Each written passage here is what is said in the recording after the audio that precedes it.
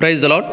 ఈ సాయంకాలపు వేళ దేవుడు నీకు ఇస్తున్న వాగ్దానము కీర్తనల గ్రంథము 20వ అధ్యాయము 4వ వచనం. నీ కోరికను సిద్ధింపజేసి నీ ఆలోచన యావత్తును సఫలపరచునుగాక. ఇక్కడ దావీదు గారు వచ్చి దేవుని గణపరుస్తూ దేవుని గురించి మాట్లాడుతున్నాడు అనమాట. ఏమనంటే ఆపత్కాలంలో ఆయన నీకు ఉత్తరం ఇచ్చే దేవుడు, పరిశుద్ధ స్థలంలో నుంచి ఆయన నిన్ను ఆదుకునే దేవుడు, సహాయం చేసే దేవుడు, నీ నైవేద్యములన్నింటినీ కూడా ఆయన అంగీకరించే దేవుడు, నీ కోరికను కూడా సిద్ధింపజేసి నీ ఆలోచన యావతను కూడా సఫలపరిచే దేవుడు, అంత గొప్ప దేవుడు అని దేవుని గురించి గణపరుస్తూ చెప్తున్నాడు అనమాట.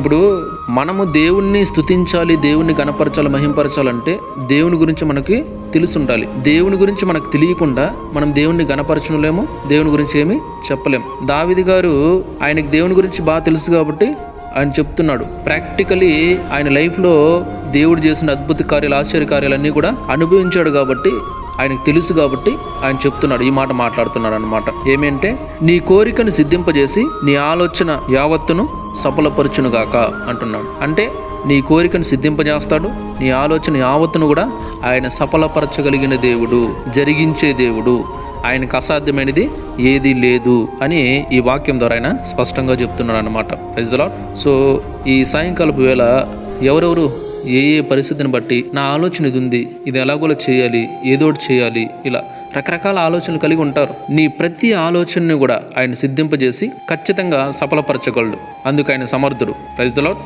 మీరు నమ్మినట్లయితే ఖచ్చితంగా దేవుడు మీ ఆలోచన యావత్తును కూడా సఫలపరుస్తాడు. మీ కోరికను సిద్ధింపజేసి ఖచ్చితంగా కార్యం జరిగిస్తాడు. ప్రైజ్ ద లార్డ్ అని చెప్పేసి దావీదు గారు ఇక్కడ స్పష్టంగా చెప్తున్నాడు అనమాట. Praise the lord.